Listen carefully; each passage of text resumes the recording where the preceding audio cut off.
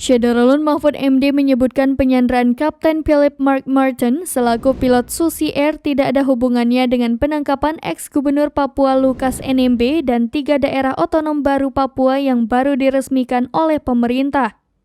Hal itu diungkapkan Mahfud MD saat silaturahmi dan dialog tentang pengembangan terkini terkait situasi politik, hukum, dan keamanan di kantornya pada Selasa 21 Februari 2023.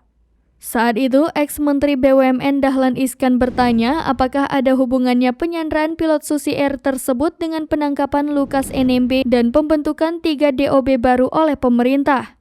Mahfud menyatakan bahwa penyanderaan pilot Susi Air tersebut dilakukan oleh kelompok kriminal bersenjata Papua Jaringan Kagoya. Adapun nama itu memang telah lama melakukan pemberontakan. Ia menyampaikan bahwa penangkapan Lukas NMB justru membuat Papua kini jauh lebih tenang. Sebab sebelum ini, ex-politikus Partai Demokrat itu seolah tak tersentuh oleh penegak hukum.